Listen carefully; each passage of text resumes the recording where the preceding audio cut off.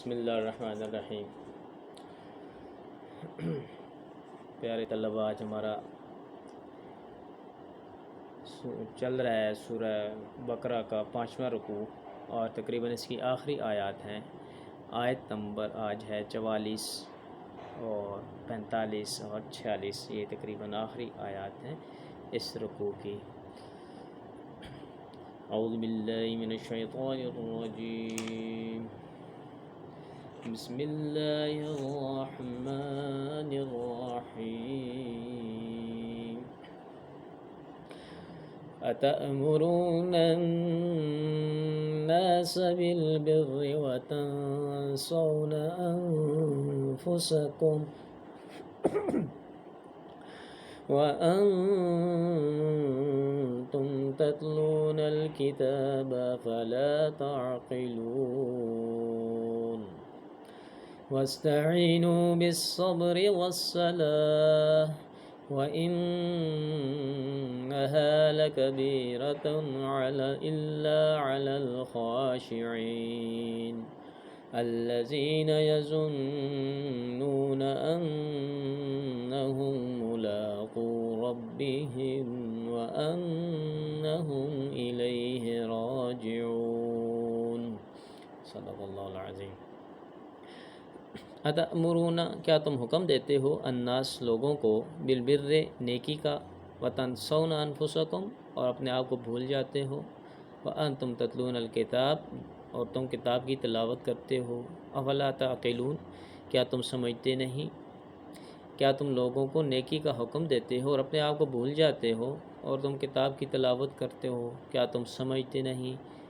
وَاسْتَعِينُوا بِالصَّبْرِ وَالصَّلَاةِ، وَاسْتَعِينُوا اور تم مدد مانگو، بالصبر صبر کے ساتھ، والصلاة اور نماز کے ساتھ، وَاسْتَعِينُوا بِالصَّبْرِ وَالصَّلَاةِ اور صبر اور نماز کے ذریعے مدد مانگا کرو، وَإِنَّهَا اور بے شک یہ، لَكَبِيرَةٌ بہت بڑی ہے یا بھاری ہے، إِلَّا عَلَى الْخَاشِعِينَ مگر عاجزی کرنے والوں پر بھاری نہیں، وَإِنَّهَا لَكَبِيرَةٌ إِلَّا عَلَى الْخَاشِعِينَ اور بے شک یہ ضرور بھاری ہے مگر عاجزی کرنے والوں پر بھاری نہیں۔ الذین جو لوگ، یظنون یقین رکھتے ہیں، انہم کہ وہ، ملاقو ملاقات کرنے والے ہیں، ملنے والے ہیں، ربہم اپنے رب سے، وانہم الیہ راجعون اور بے شک وہ اس کی طرف لوٹنے والے ہیں۔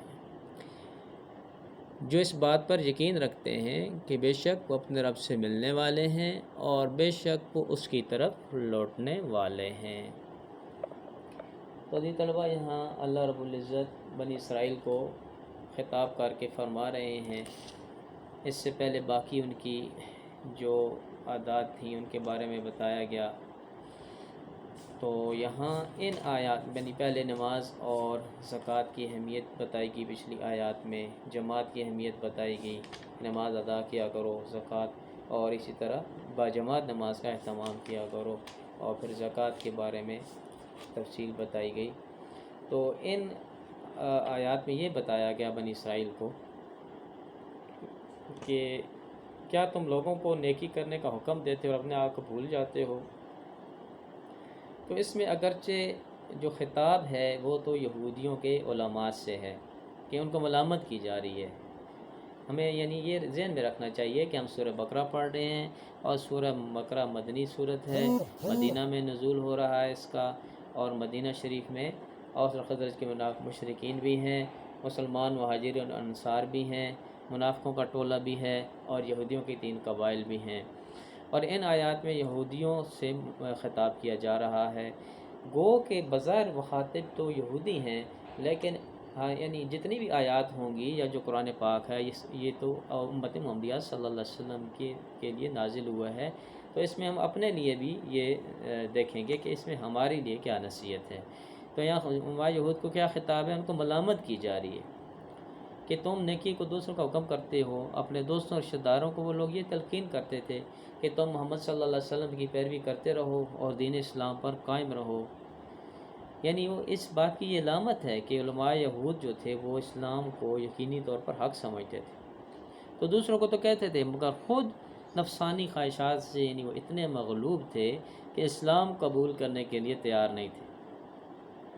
تو تو یہ بظاہر اب ان آیات میں خطاب کن کو ہے؟ علماء یہود کو، لیکن یہاں امت محمدیہ کو بھی گویا خطاب ہے، اور بے عمل وائس کی یا مذمت کی جا رہی ہے۔ وہ لوگ جو دوسروں کو تو واعظ و نصیحت کرتے ہیں لیکن خود عمل نہیں کرتے، تو ان کے لیے ایک تنبیہ ہے کہ یعنی ہر شخص اس کے لیے کہ جو دوسروں کو تو نیکی اور بھلائی کی ترغیب دیتا ہے مگر خود عمل نہیں کرتا، دوسروں کو تو وہ خدا سے ڈرائے مگر خود نہ ڈرے، تو ایسے شخص کے بارے میں یہ تو قرآن میں آ گیا، احادیث میں بھی بڑی ہولناک وعیدیں آئی ہیں۔ انس رضی اللہ تعالیٰ سے ایک روایت ہے کہ آپ صلی اللہ علیہ وسلم نے ارشاد فرمایا کہ شب معراج میرا گزر کچھ ایسے لوگوں پر ہوا جن کے ہونٹ اور زبانیں آگ کی کینچیوں سے قطرے جا رہے تھے۔ میں نے جبریل علیہ السلام سے پوچھا کہ یہ کون ہے؟ جبریل علیہ السلام نے بتایا کہ آپ کی امت کے دنیا دار واعظ ہیں، یعنی آپ کی امت کے وہ لوگ ہیں جو لوگوں کو تو نیکی کا حکم کرتے تھے مگر اپنی خبر نہیں لیتے تھے۔ علامہ ابن کثیر رحمۃ اللہ علیہ نے اپنی تفسیر ابن کثیر میں لکھا ہے، یہ روایت نقل کی ہے۔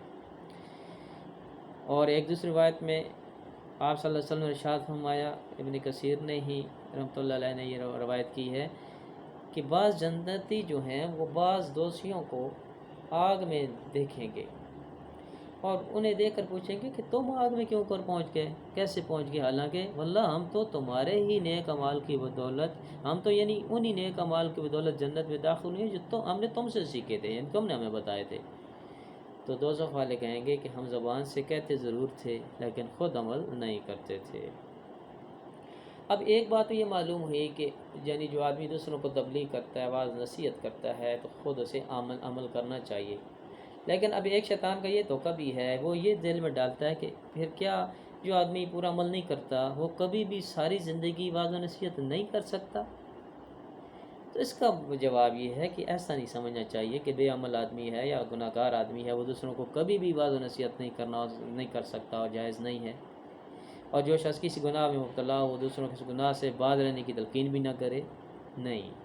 کیونکہ کوئی اچھا عمل ایک اچھا عمل ہے وہ الگ نیکی ہے، ایک عمل ہے نا، تو وہ عمل بذات خود کیا ہے؟ ایک نیکی ہے، اور اس اچھے عمل کی تبلیغ دوسروں کو کرنا یہ مستقل طور پر ایک الگ نیکی ہے۔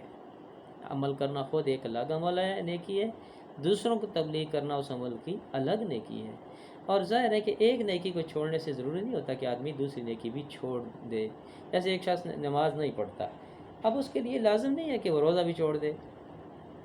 اسی طرح اگر کوئی شخص نماز نہیں پڑھتا تو اس کے لیے ضروری نہیں ہے کہ دوسروں کو بھی نماز پڑھنے کے لیے نہ کہے۔ یعنی یہ عمل اکابرین فرماتے ہیں کہ بھئی تم جس عمل پر خود آنا چاہو اس کی تم دوسروں کو دعوت دو تو اس کا یہ اثر ہوگا کہ اللہ رب العزت تمہیں اس عمل پر آنے کی توفیق عطا فرما دیں گے۔ اس طرح ایک آدمی کسی ناجائز فعل کا ارتکاب، یعنی ایک آدمی ناجائز فعل کرتا ہے یا کسی ناجائز فعل کو کرنا ایک الگ گناہ ہے، تو اب اپنا جو جہاں تک آدمی کا سر چلتا ہے، اپنی اولاد ہے، شاگرد ہیں، دوست یار ہیں، ان لوگوں کو اس ناجائز فعل سے نہ روکنا یہ دوسرا گناہ ہے۔ تو ایک گناہ کرنے سے یہ لازم نہیں آتا کہ دوسرا گناہ بھی ضرور کیا جائے۔ لہٰذا ہمیں یہ بھی شیطان کا دھوکہ ہے کہ چلو جی تم خود عمل نہیں کرتے ہو تو تم دوسروں کو کس منہ سے کہو گے، دوسروں کو بھی نہ کہو، تو خود عمل نہ کرنا ایک گناہ ہوا، اور جو اللہ کی طرف سے ہماری ذمہ داری تھی دوسروں کو کہنے کی وہ بھی نہیں کیا تو یہ 2 گناہ ہو گئے۔ ہاں یہ ضرور ہے، کوشش کرنی چاہیے اللہ سے مانگ کے کہ آدمی جس چیز کی دوسروں کو دعوت دے رہا ہے خود کوشش کرے اس پر عمل کرنے کی، اور دوسروں کو دعوت دینے کی یہ برکات ہیں، آپ آزما کے دیکھ لیں۔ مثلا ہم سے نماز میں سستی ہوتی ہے، اگر ہم چند بندوں کو، دوستوں کو نماز کے فضائل بتائیں گے اور اگر وہ پڑھنے لگ پڑتے ہیں یا نہیں پڑھتے، جتنی دفعہ ہم دعوت دیں گے ہم خود سنیں گے تو انشاءاللہ اس کا ایک اثر ضرور ہوگا کہ انسان وہ خود نمازی بن جاتا ہے۔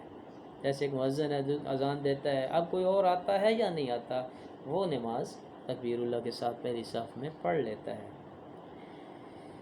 چنانچہ امام مالک رحمۃ اللہ علیہ نے بھی حضرت سعید بن جبیر رضی اللہ عنہ کا صحابی ہیں، ان کا یہ قول نقل کیا کہ اگر ہر ایک شخص یہ سوچ کر امر بالمعروف اور نہی عن المنکر چھوڑ دے، یعنی نیکی کی طرف بلانا اور برائی سے منع کرنا چھوڑ دے کہ میں تو جی خود گناہ گار ہوں، جب گناہوں سے پاک ہو جاؤں گا تو لوگوں کو تبلیغ کروں گا، تو کیا نتیجہ نکلے گا کہ تبلیغ کرنے والا کوئی بھی باقی نہ رہے گا۔ تو ایسا کون ہے جو گناہوں سے بالکل پاک ہو؟ اور حضرت حسن رضی اللہ تعالیٰ عنہ کا ارشاد ہے کہ شیطان تو چاہتا ہی ہے کہ لوگ اسی غلط خیال میں پڑھ کر تبلیغ کا فریضہ چھوڑ دیں۔ تو لہٰذا خلاصہ یہ ہے کہ آیت جو ہے ہم نے پڑھی تأمرون الناس بالبر وتنسون انفسکم، اس کا مطلب یہ نہیں ہے کہ بے عمل آدمی کو واعظ کرنا جائز نہیں، بلکہ مطلب یہ ہے کہ واعظ کو بے عمل نہیں ہونا چاہیے، اور دونوں میں فرق واضح ہے۔ تو باقی یہ کہ یہ سوال پیدا ہوتا ہے کہ بے عمل ہونا نہ تو جو واعظ نصیحت کرتا ہے اس کے لیے جائز ہے، نہ جو نہیں کرتا غیر واعظ ہے اس کے لیے بھی جائز نہیں ہے۔ تو پھر جو واعظ ہے نصیحت کرنے والا، اس کو تخصیص کیوں کی گئی ہے کہ وہ بے عمل نہ ہو، یعنی باعمل ہو؟ تو جواب یہ ہے کہ ناجائز تو دونوں کے لیے ہے بے عمل ہونا، مگر واعظ کا جرم غیر واعظ کے جرم کے مقابلے میں زیادہ جو ہے قابل ملامت ہے، زیادہ خطرناک ہے۔ کیوں؟ اس لیے کہ جو واعظ آدمی دوسروں کو نصیحت کر رہا ہے وہ جرم کو جرم سمجھتے ہوئے جان بوجھ کر کرتا ہے، اس کے بعد یہ عذر نہیں ہوتا کہ مجھے پتہ نہیں تھا، بخلاف دوسرے آدمی کے، ان پڑھوں کے، جاہل کے، کہ اس کو خواہ علم حاصل نہ کرنے کا الگ گناہ ہو، لیکن گناہ کا ارتکاب کرنے میں اس کے پاس کوئی عذر یہ ہو، یعنی عذر ہے کہ وہ کہہ سکتا ہے جی مجھے تو پتہ ہی نہیں تھا۔ تو بہرحال یہ جو ہے کوشش یہ کرنی چاہیے کہ ہم دوسروں کو حق بات کی نصیحت کریں اور خود بھی اس پر عمل کریں۔ تو یہاں خصوصاً علماء یہود کی یہ چیز بتائی جا رہی ہے کہ وہ لوگ کیا کرتے تھے کہ وہ دوسروں کو نصیحت کرتے تھے لیکن خود اس پر عمل جو ہے وہ اس عمل میں سستی کرتے تھے۔ تو اللہ رب العزت نے ان کو اس دوغلی پالیسی سے، دورخی پالیسی سے منع کیا کہ تم ایسا نہ کیا کرو، تم تو یعنی پڑھے لکھے لوگ ہو، کتابوں کے ماننے والے ہو۔ اس سے اگلی آیت میں پھر فرمایا جا رہا ہے بنی اسرائیل کو وَاسْتَعِینُوا بِالصَّبْرِ وَالصَّلَاةِ، کہ تم مدد حاصل کرو صبر کے ساتھ اور نماز کے ساتھ۔ یہ دو بہت ہی اہم باتیں ہیں، بہت بڑی صفات ہیں، صبر اور نماز۔ تو بنی اسرائیل چونکہ صدیوں سے بے شمار برائیوں میں، بیماریوں میں، اخلاقی بیماریوں میں، جو باطنی بیماریاں اس میں مبتلا تھے، ان کے عادی ہو گئے تھے، تو یکدم ان کا ساری باتوں کا چھوڑنا مشکل تھا۔ اس لیے اب راستہ بتایا جا رہا ہے کہ اگر تمہیں مشکل نظر آتا ہے نیکی کے راستے پہ چلنا، تو اس دشواری کا علاج کیا ہے؟ صبر اور نماز۔ کہ اگر یہ دو صفات، یہ دو اعمال تمہارے اندر آ گئے تو ان کی برکت سے سارے ہی نیک اعمال تمہارے لیے آسان ہو جائیں گے، اور برے اعمال سے بچنا، نفسانی خواہشات سے بچنا تمہارے لیے مشکل ہو جائے گا، یعنی ان سے بچنا آسان ہو جائے گا۔ نفسانی ترغیبات جو ہوتی ہیں، جو انسان کے نفس کو ترغیب دیتا ہے نا برے اعمال کرنے کی، اور اسی طرح جو مشکلات ہوتی ہیں انسان کی زندگی میں، اب ان کے ہوتے ہوئے مشکلات ہیں، بیماریاں ہیں، بیرونی خوف ہے، دباؤ ہے، اور نفس بھی بری خواہشات پہ ابھرتا ہے، اب اس کے مقابلے میں حق راستے پر جمے رہنا، یہ ہے صبر۔ اور صبر جو ہے یعنی اطاعت پر جمنا، نیکیوں پر جمنا، یہ بھی صبر ہے، یہ بڑا صبر ہے۔ انسان ساری زندگی اللہ کی اطاعت میں گزارے اور گناہوں پر صبر کرے، یعنی گناہ نہ کرے۔ تو صبر کے بارے میں بہت سارے فضائل آئے ہیں قرآن پاک میں، مختلف موقعوں پہ اللہ تعالیٰ نے فرمایا مختلف موقعوں پہ اِنَّهُ مَن يَتَّقِ وَيَصْبِرْ فَإِنَّ اللَّهَ لَا يُضِيعُ أَجْرَ الْمُحْسِنِينَ۔ بے شک جو آدمی کوئی اللہ سے ڈرتا ہے، صبر سے کام لے، تو اللہ ایسے نیک لوگوں کا اجر ضائع نہیں کرتا۔ اس جگہ فرمایا وَاصْبِرُوا، اور صبر کرو، إِنَّ اللَّهَ مَعَ الصَّابِرِينَ، بے شک اللہ تعالیٰ صبر کرنے والوں کے ساتھ ہے۔ تو صبر کرنے کے بڑے بڑے 3 مواقع بتائے گئے۔ والصابرین، اللہ تعالیٰ نے مومنین کی تعریف فرمائی، والصابرین بالبأساء والضراء وحین البأس، یہ لوگ صبر کرنے والے ہیں سختی کے وقت، جسمانی تکلیف کے وقت، اور جنگ کے وقت۔ یہ 3 موقع ہوتے ہیں، یعنی ایک آدمی پر سختی آ گئی، فقر و فاقہ آ گیا، بے روزگاری ہے، فقر و فاقہ ہے، کھانے کے لیے کچھ نہیں ہے، پہننے کے لیے نئے کپڑے نہیں ہے، اب یہ لوگوں سے چھپاتا ہے، صرف اللہ کے سامنے اپنی حاجات رکھتا ہے، تو یہ بہت بڑا صبر کرنے والا ہے۔ اور حدیث میں آتا ہے کہ جو آدمی 3 دن تک فاقہ کرے اور اپنے حالات کسی کو نہ بتائے، اللہ ہی سے مانگے، اللہ رب العزت کے ذمہ ہے کہ 1 سال کی روزی حلال طریقے سے اسے عطا فرمائیں گے۔ اس طرح خدا نخواستہ دوسری بیماری پر صبر ہے، ایکسیڈنٹ ہو گیا، خدا نخواستہ فالج پڑ گیا، ایکسیڈنٹ میں ٹانگ کٹ گئی، ساری زندگی مفلوج ہو کے رہ گئے، اب یہ تقدیر پر ہمارا ایمان ہے کہ اچھی بری تقدیر اللہ رب العزت کی طرف سے ہے، اب اس پر صبر کرنا، جزا فضا نہ کرنا، اللہ کی پیش دی ہوئی تقدیر پر راضی رہنا، تو یہ ایک دوسری بڑی صبر کی قسم ہے، جسمانی بیماریوں پر صبر۔ اور تیسرا، جنگ کے وقت صبر کرنا۔ اب ہم یقین آ گیا کہ ہم تو تھوڑے ہیں مسلمان اور دشمن بہت زیادہ ہے، اور یعنی یقین آ گیا کہ اب نہیں بچیں گے، موت سامنے نظر آ رہی ہے، شہادت ہے، تو اب اس پر صبر کرنا، کیونکہ مومن تو ہر حالت میں یا غازی ہے یا پھر شہید ہے، اور شہید کا بھی اجر بہت بڑا ہے شہادت کا۔ اب جم کر مقابلہ کرنا دشمن سے، پیٹھ نہ پھیرنا، یہ صبر کی یہ بھی بہت اعلیٰ قسم ہے۔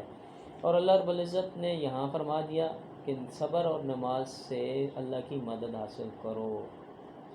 آپ صلی اللہ علیہ وسلم کی یہ عادت شریفہ تھی، حضرت حذیفہ رضی اللہ عنہ فرماتے ہیں اذا حضب امر فزع الی الصلاۃ، آپ صلی اللہ علیہ وسلم جب کوئی مشکل امر پیش آتا تھا تو نماز کی طرف متوجہ ہو جاتے تھے۔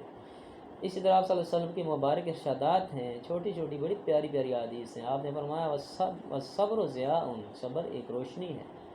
کہیں فرمایا الصبر ردائی، صبر میری چادر ہے۔ کہیں فرمایا النصر مع الصبر، فتح اور نصرت صبر کے ساتھ ہے۔ کہیں فرمایا صبر مفتاح الفرح، فرج صبر بخشائش کی چابی ہے۔ الصبر نصف الایمان، صبر نصف ایمان ہے۔ تو یہ ساری جو احادیث ہیں یہ صبر کے فضائل میں ہیں، اس لیے ہمیں بھی چاہیے، خطاب تو یہاں بنی اسرائیل کو ہے لیکن قرآن ہمارے لیے بھی اترا ہے کہ ہم ایسی مشکلات میں، حالات میں، جسمانی بیماریوں میں، دشمن کے خوف کے وقت ہم صبر کریں اور اللہ رب العزت کی طرف رجوع کریں۔ کیسے رجوع کریں؟ نماز کے ذریعے۔ کیوں کہ بندہ جب نماز پڑھتا ہے تو اللہ اور بندے کے درمیان سارے پردے ہٹ جاتے ہیں، اور نماز کے ذریعے اللہ سے مدد مانگنا، یہاں خود اللہ نے فرمایا کہ تم میری مدد حاصل کرو۔ تو حالات دور کرنے والا یقین کریں اللہ کے علاوہ کوئی نہیں ہو سکتا، حالات بھیجنے والا بھی اللہ تعالیٰ ہیں اور ان حالات کو معمول پر لانے والے بھی اللہ ہی ہیں۔ جو آدمی اللہ کی طرف رجوع کرے گا حضور اقدس صلی اللہ علیہ وسلم کے بتائے ہوئے اعمال کے ذریعے، تو انشاءاللہ اللہ تعالیٰ اس کے حالات درست فرما دیں گے۔ اور حالات کا تعلق انسان کے اعمال کے ساتھ ہے۔ قرآن پاک میں آتا ہے ظہر الفساد فی البر والبحر بما کسبت ایدی الناس، خشکی اور تری میں جو فتنہ اور فساد ہے انسان کے اپنے ہاتھ کی کمائی ہے۔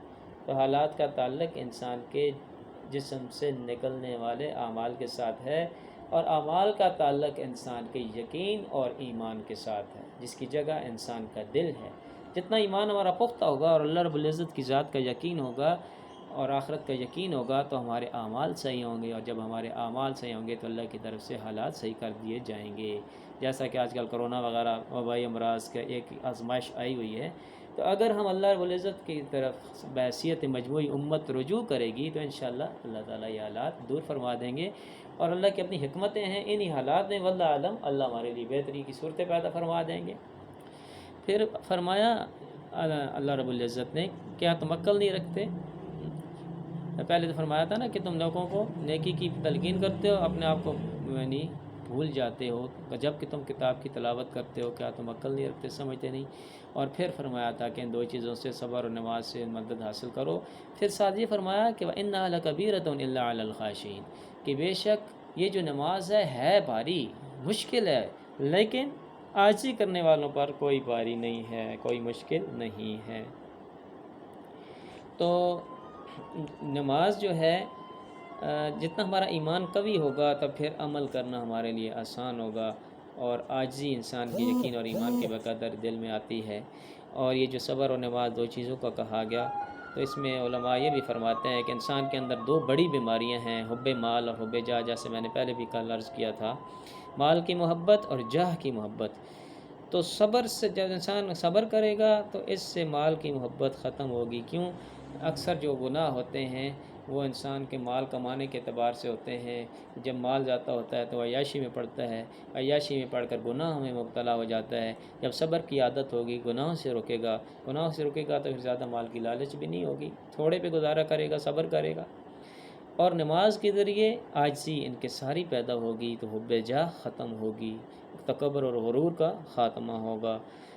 تو ان دونوں چیزوں سے یعنی صبر اور نماز سے حب مال کا بھی خاتمہ ہو جاتا ہے، حب جاہ کا بھی خاتمہ ہو جاتا ہے، اور انسان بہت سی اخلاقی اور معاشرتی برائیوں سے بچ جاتا ہے۔ تو اب یہ بتایا گیا کہ ان لوگوں کے لیے تو یہ دو چیزیں صبر و نماز ذرا مشکل ہیں، جن کا اللہ اور آخرت پر یقین نہ ہو، کیونکہ وہ ہمیشہ دنیا کی زندگی کو ترجیح دیتے ہیں۔ لیکن جو لوگ عاجزی کرنے والے ہیں اور آخرت کی زندگی پر پختہ یقین رکھتے ہیں، وہ اپنے رب سے غافل نہیں ہوتے۔ انہیں یقین ہے کہ انہم ملاقو ربہم، کہ ہم نے اپنے اللہ سے ملاقات کرنی ہے، اللہ سے ملنا ہے۔ ان کے دلوں میں اللہ کی محبت بھی ہوتی ہے، اللہ سے ملاقات کا شوق بھی ہوتا ہے۔ کہتے ہیں مومن وہ موت سے نہیں ڈرتا۔ الموت جسر یصل الحبیب من الحبیب، موت تو ایک پل کا نام ہے جو ایک دوست کو دوسرے دوست سے ملاتا ہے۔ اور اللہ تعالیٰ فرماتے ہیں جو اللہ سے ملنے کو ناپسند کرتا ہے تو اللہ بھی اس کے ملنے کو ناپسند فرماتے ہیں۔ لہٰذا ہمیں اللہ سے ملنے کی محبت ہونی چاہیے، موت کو عزیز رکھنا چاہیے۔ ہم کیوں ڈرتے ہیں موت سے؟ کہ ہماری آج تیاری نہیں ہے، اس لیے ہم اپنے گناہوں کی وجہ سے ڈرتے ہیں۔ اس لیے جو انسان ہر وقت آخرت کی تیاری میں لگا رہے گا، اور اسے یقین ہے، جیسے ہم اعلان سنتے ہیں جب کوئی فوت ہو جاتا ہے انا للہ و انا الیہ راجعون، کہ ہم اللہ ہی کے لیے اللہ کی طرف لوٹ کر جانا ہے، تو یقین جب اس پر آئے گا پھر آخرت کے لیے تیاری کرنا آسان ہوگی، اعمال کرنے آسان ہوں گے، اور اللہ سے ملاقات آسان ہوگی، اور مرنا ہمارے لیے یہ وہ محبوب ہو جائے گا، جیسا کہ اکابر صوفیہ بلکہ صحابہ کرام اور تابعین تبع تابعین صوفیہ نیک لوگ اولیاء اللہ جب دنیا سے جا رہے ہوتے تھے تو خوشی خوشی جا رہے ہوتے تھے کہ ہم حضور اقدس صلی اللہ علیہ وسلم سے ملیں گے، صحابہ سے ملیں گے، اور اپنے اکابرین سے ملیں گے۔ تو اس لیے ہمیں بھی جو ہے موت کو محبوب رکھنا چاہیے، لیکن اس کے لیے تیاری کرنا چاہیے۔ آپ صلی اللہ علیہ وسلم آیا القیس من دان نفسہ وعمل لما بعد الموت، عقل مند شخص وہ ہے جو اپنے نفس کا محاسبہ کرے اور موت سے پہلے پہلے اس کی تیاری کر لے۔ تو اللہ رب العزت ہم سب کو صحیح سمجھنے کی اور عمل کی توفیق عطا فرما دے۔ سبحان ربک رب العزت عما یصفون وسلام علی المرسلین والحمد للہ رب العالمین۔